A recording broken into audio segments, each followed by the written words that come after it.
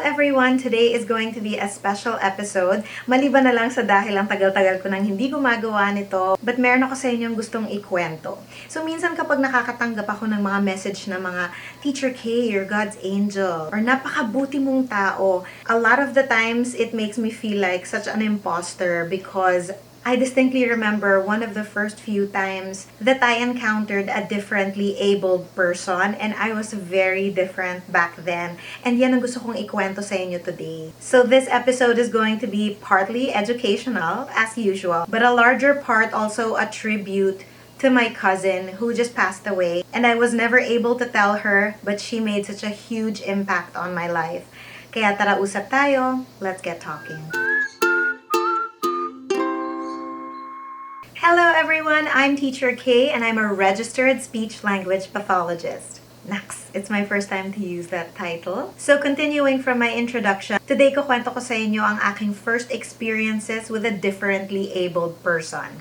But I want you to keep in mind that this was back in the 1980s. So dati yung terminology natin ay hindi pa what we use today. So there might be times that I may use some terms na not necessarily appropriate anymore now. So again, keep in mind the 1980s to. So I have a cousin that they used to call special. Lagi lang nila sinasabi, your cousin is a special child. Pero sa akin, sobrang vague nito. Like, I couldn't understand why was she special or what made her more special than everybody else. I guess it was also very confusing to me because dati yung concept ng abnormal, dapat nakikita mo. Like, meron siya dapat physical impairments or nakikita mo sa mukha na medyo meron silang kakaibang features. Again, this was in the 1980s when ginagamit pa actually yung term na mongoloid for people with Down syndrome. So, napaka-backward pa talaga ng terminologies nun. To me, my cousin looked just like her parents and my cousins. Siyempre, may pagkakaiba sa itsura niya, but in the same way na I don't look exactly like my sisters. And even if I knew that my cousin was slightly older than me, she was 5 years older actually,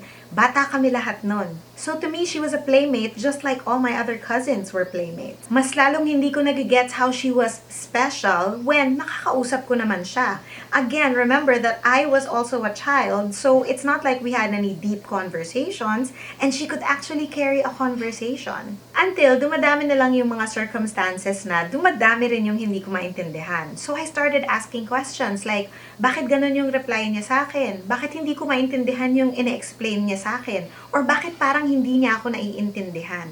And whether they also couldn't explain it or didn't believe that I could understand it yet, no one really explained it further. Medyo parang disappointed pa sila na parang, kailangan pa bang ulit-ulitin sa'yo? Special nga siya eh. Eh sa totoo lang, hindi ko nga gets what that meant. And I distinctly remember feeling kind of embarrassed and ashamed na, shucks, bakit nga hindi ko naiintindihan? But all of these feelings was a turning point because if no one would explain, I would find the answers myself because I wanted to understand. And so today, I want to share with you some facts that I eventually learned about my cousin's condition, and I want to tell you some stories about how they uniquely presented in her. My cousin had Williams syndrome. So first of all, it's quite rare and that's why there's not much literature about it either. It is a rare disorder caused by the loss of genetic material from chromosome 7. At dahil ang genetic material or ang DNA natin ay parang blueprint ng ating bodies, this gave her some very unique features. Ang tawag actually nila dito ay elfin facies kasi para silang mga elves. Diba nabanggit ko na sa paningin ko naman kamukha niya yung mga parents niya tsaka yung mga kapatid niya. I think at this point, teenager na yung cousin ko. I'm not sure how accurate my memories are, but nabanggit ng parents ko na they saw a TV feature with people that looked like my cousin. Tapos doon nila na-realize, oh my gosh, kamukha niya. So they had broad foreheads, upturned nose, a little bit larger yung ears nila, a small chin, medyo kakaiba yung growth ng teeth. And apparently, these features are common to many with Williams syndrome.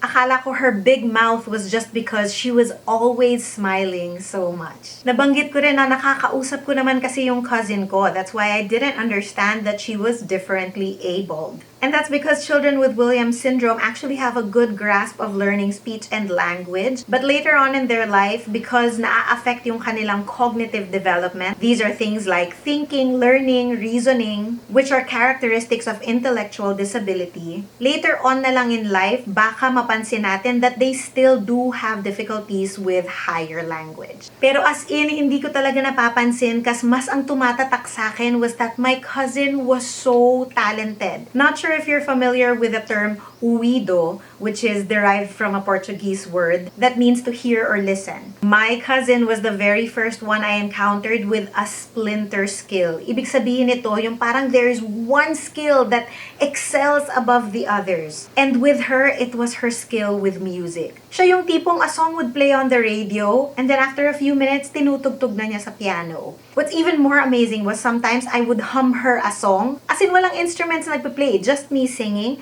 pero mahuhulaan din niya kung saan pupunta yung chord progression nun. As in, sobrang gifted niya with music. And so largely my memories of her was how much she loved music and how much she loved sharing that music. At dati pa sobrang mahiyain ko. Lagi akong, Kay, sumayaw ka naman. Kay, kumanta ka naman dun sa mga family gatherings. And I absolutely hated it.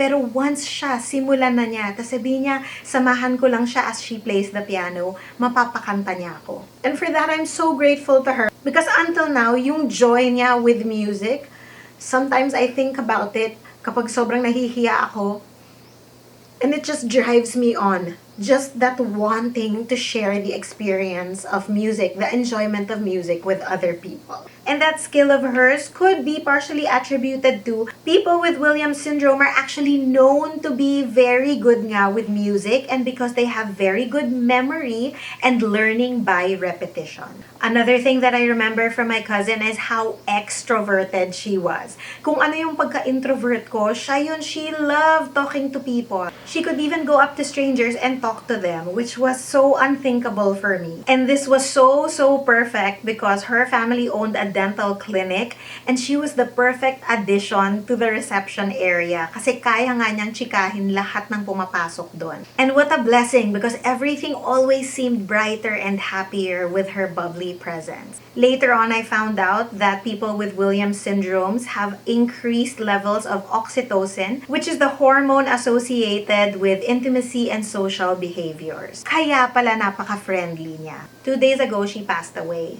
And this is because people with Williams syndrome are at a greater risk of cardiovascular disease because of their narrower arteries. So bakit sinishare ko to sa inyo? Because I am no different from all of you guys here who are also looking for your answers. Lumawak na lang siguro yung worldview ko dahil I wanted to find those answers. So I just want to urge everyone that if there's something that you don't understand, keep asking those important questions. We can always turn our ignorance into awareness step by step. Just by knowing my cousin has changed my life. Actually, nung interview ko to enter into the Speech-Language Pathology program as my second degree, siya yung isa sa mga binigay kong reasons kung bakit gusto kong pasukin tong field na to. I wanted to know if there was anything else that I could do for her. But the biggest lesson for me here is that differently abled does not necessarily mean unhappy. My cousin was proof of that. My gosh, she lived such a joyful life. And even if she passed at such a young age of 45 years old, she was able to live such a happy and full life because she was included.